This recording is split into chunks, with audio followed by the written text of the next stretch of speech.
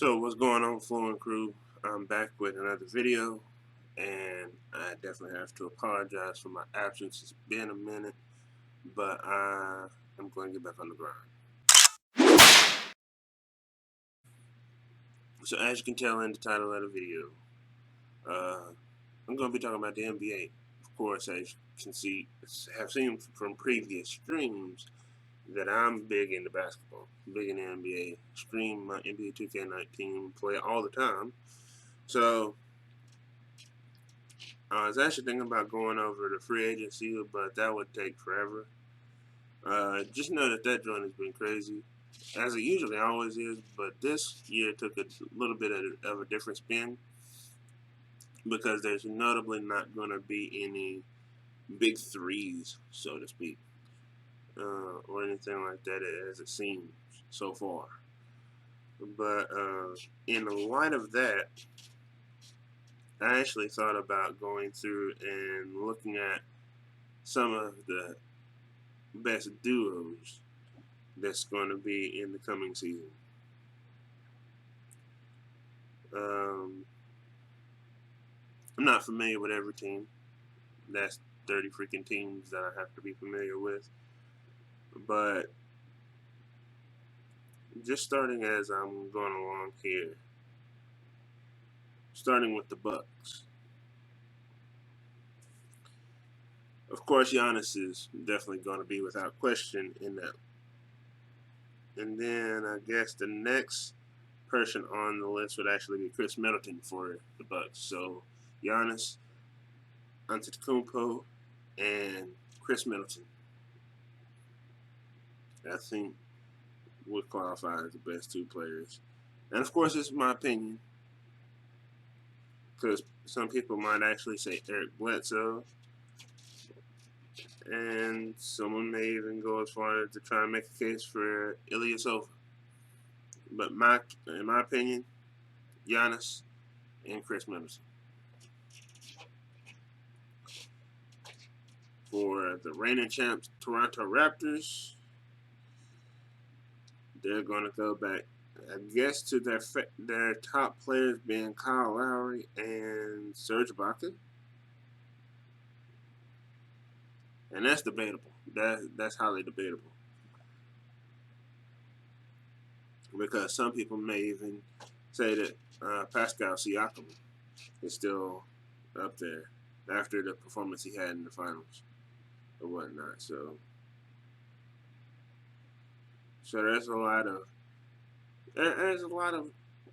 wiggle room in regards to who particularly will be the best two in that squad. Then, of course, for the Warriors, due to the fact that they've been dismantled heavily since during the summer, they lost Boogie to the Lakers.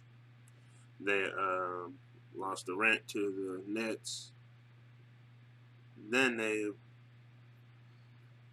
for some reason, picked up the dude D'Angelo Russell. I don't know how that makes sense in their lineup, but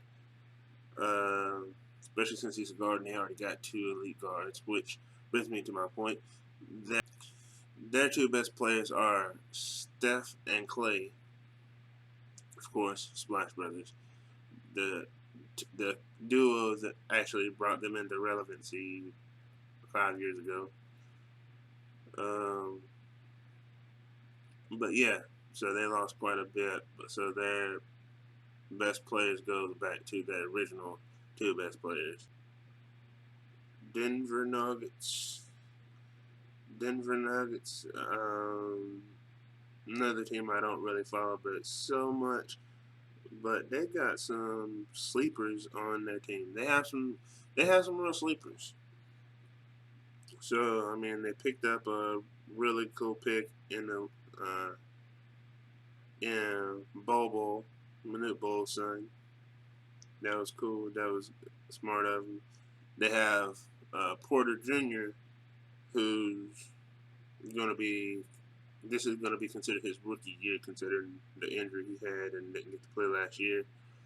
So he is not yet to be proven since he's going to be playing his first year. So I'm not going to give him that. But I would say for me, their two best players are going to be Barton and Jokic. That's how you pronounce his name. The Joker is what they call him though. So then, of course, the Blazers. It looks like I'm actually going based off of the overall records in the league last year. So the Blazers would be next. They picked up Hassan Whiteside, which was a good pickup. I'm a fan of his, and for him, for the level of talent he is, the type of player he is, he's solid. But of course, two their dynamic duo is going to still be C.J. McCollum and Damian Lillard, without question. Then the Rockets picking up, of all people, and this is mind blowing, Russell Westbrook teaming back up with James Harden. Of course, the frenzy of all that news just going crazy. But that's going to be that. I don't know. I'm still deliberating on how I feel about that because both of them are incredibly ball dominant players, and they actually are pretty good at assists, but they score so much that you sometimes don't even pay attention to the fact that they have assists. Um, then the Sixers actually will be, of course, going for their two main that they've been going for. Got, um, even though they got picked up Al Horford, I think they're still going to stick with Joel Embiid and Ben Simmons being their dynamic duo.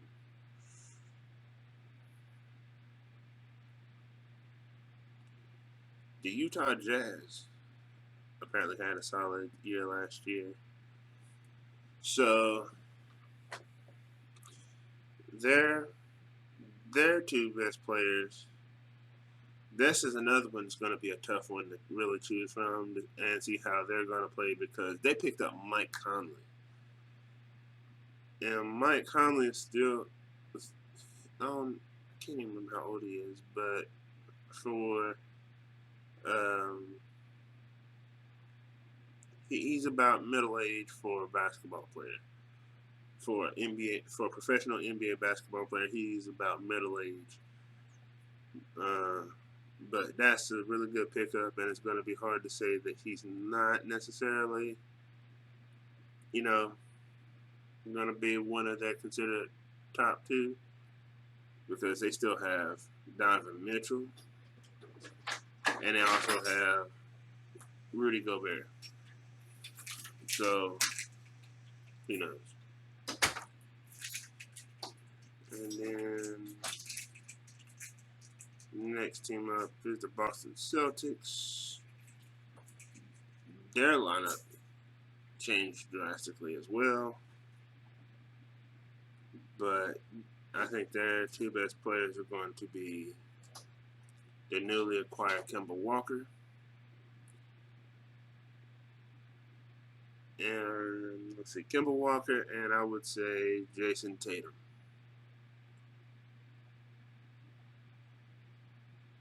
But of course, Jaylen Brown could be a really close second or a tie for a second, you know. But I would say one of those two. Well, Kemba Walker definitely. Jaylen Brown or Jason Tatum, I'm not really sure, but I would say it's a tie for those two, given their new landscape. Next on the list, based on record, I see actually is the OKC Thunder, but they messed up by giving away um, Paul George and Russell Westbrook. I don't know what the world they were thinking, but they're in rebuild mode apparently, so I don't really think they really care. But in light of them giving away their two best players, Danilo Gallinari and Steve Adams, maybe. Yeah, probably gonna be those two. Yeah, they're not going to be a great team this year. Then the Pacers. Pacers picked up Jeremy Lamb, which was a good role playing uh, player. He's a good role player. But let's see here. Then they also pick up Malcolm Brogdon, man, from the Bucks. So I'm gonna actually say that their two best players are going to be, of course, Victor Oladipo and Malcolm Brogdon.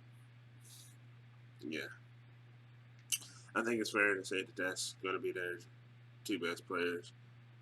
Oladipo and Brogdon. Yeah. All right. So onward. Okay, Spurs next. So Spurs still have DeMar DeRozan, which I know he's feeling all kinds of weight considering the recent development with the fact that his team he was just on last year won the championship the year he left. I know he's punching the air, fighting, mad, but I'm sure he's happy for his homie Kyle Lowry, of course. But looking at that roster,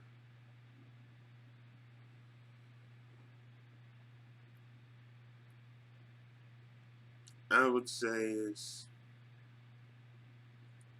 probably going to be him and LaMarcus Aldridge. DeMar DeRozan and LaMarcus Aldridge. The Clippers. The Clippers, of course, their obvious new dynamic duo is going to be Paul George and Kawhi Leonard. I don't even have to look at their lineup to see that. That's a given right there. Paul George and Kawhi Leonard, they're obvious dynamic duo. The Brooklyn Nets, another one that I don't have to look at. Kyrie Irving and Kevin Durant. Of course, Kevin Durant won't be there for a season because of his Achilles injury, but it is what it is in that regard. So, for the time being, taking KD out of the equation,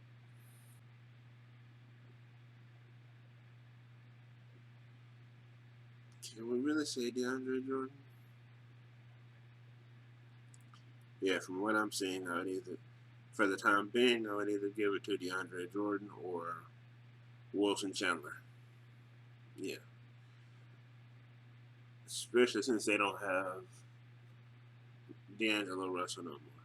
So that was a mistake they made in regards to giving up D'Angelo Russell. But I mean, because they could have easily made D'Angelo Russell a shooting guard, kept Kyrie as a point guard, and then KD. That would have been that actually would have been something close, if not resembling a big three.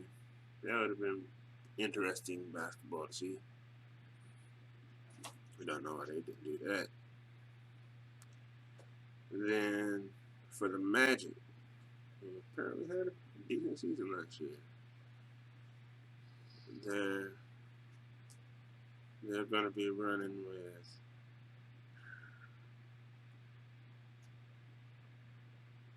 It says that they had a pretty good, decent season last year, but I don't remember really hearing much about them, which is weird. And then on top of it, they went and got that Markel Fultz guy, who I have no words for his situation because that's unfortunate for him. I'm not even one of those people that saying anything bad. It's just unfortunate for him because psychological injury and physical as well. Not a good combination. Magic top two would probably be Aaron Gordon and Vucevic. And then the Pistons apparently had a decent season. There too, in my opinion, it's still going to be the same two that I would always say: Andre Drummond and Blake Griffin. Without question. No matter, never mind. I take that back. I won't say no matter who they get because they also picked up Derrick Rose this off season. So that was a good pickup for them. That actually,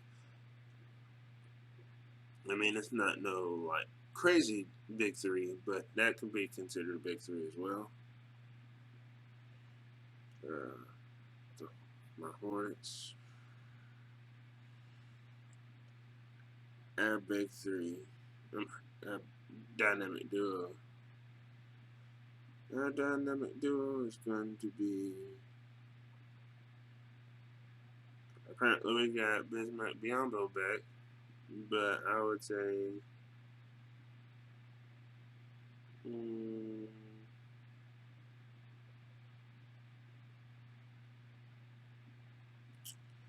we just disassembled our team. It's so annoying. But Terry Rozier,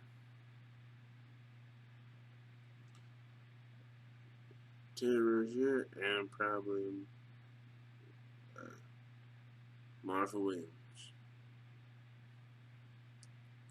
Sacramento Kings is next. Another awful team. Oh yeah, they picked up Bogdanovich, so that's one. And then Marvin Bagley. Yeah, that's that too. Marvin Bagley and Bogdanovich. And again, my opinion. Comment anyway. Feel free to comment who you think is better in that position. But onward to the Heat. Of course, they just picked up Jimmy Butler, so he automatically goes up as one of the two, and then Dion Waiters when he plays to his potential, which that doesn't really seem to say much for them. Now that I'm looking at their squad. Uh, let me see here. Then the Lakers. We finally come to them. Of course, we already know who their dynamic duo is. It is LeBron and AD. The Brow. So I'm not even gonna waste my time looking at them. Timberwolves. Their big three is going to be. Their big three is going. I keep saying big three. That's been going around for so many years. It's hard to get out of your mind. But their dynamic duo is going to be Cat, Karl Anthony Towns, and it's hard to actually say Andrew Wiggins, considering they always talk about uh, how little effort he puts in. But I guess that's really who I see: Karl Anthony Towns and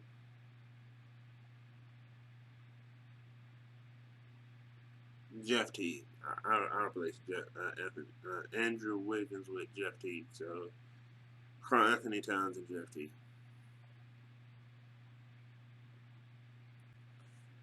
The Grizzlies.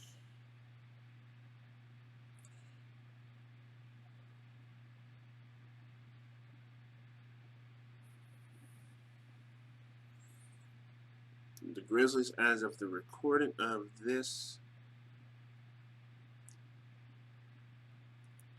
they picked up Iggy, or traded Iggy, Andre Iguodala, Miles Plumlee, and Andre Iguodala. Old people on the team. Then the Pelicans actually built up was a really nice young squad. So their top tier duo is gonna be, of course, their Zion Williamson, their power forward, their big man, and one of the three players that they got from the Lakers. I just say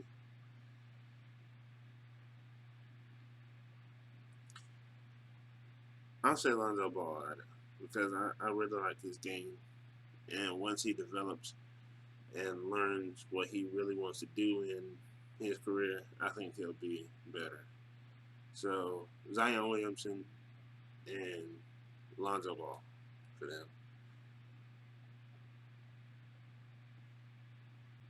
Dallas. gonna have to be Porzingis and Doncic. Luka Doncic and Kristaps Porzingis.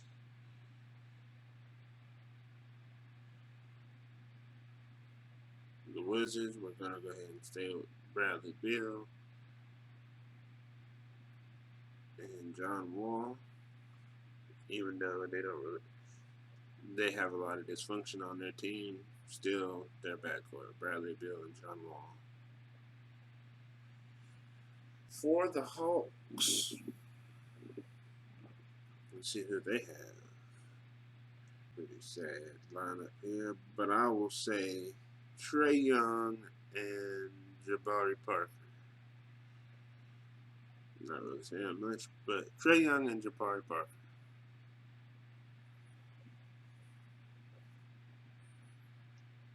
For the Bulls, okay, I see this. So for the Bulls, Otto Porter Jr. and Zach LaVine. Yeah, I feel confident with saying that for them. I don't even really know if I should waste time with the last three, but let's see. For the Cavs, I guess we'll give them their two big men, Kevin Love and Larry Nance. Nah, I don't know. I'm gonna stick with Larry Nance. So Kevin Love and Larry Nance. And then the Suns, I actually picked up somebody recently that was pretty good. Kelly Oubre. No, he was already on there, but he stayed with him. So Devin Booker and Kelly Oubre for the Phoenix Suns. And last but not least, the Knicks.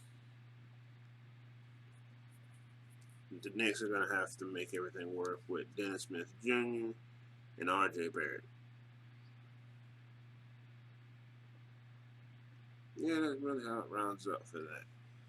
But those are my picks. Let me know how you feel in the comments. If you agree with my picks, uh, hey, that's cool. If not, let me know in the comment section what you think. Who you would substitute? You know, again, this is based off of now as this is being recorded. So if something else happens in the meantime, hey, I don't know what to tell you in that regard. So, but in any way, I'm going to go ahead and get out of here. Y'all guys take it easy.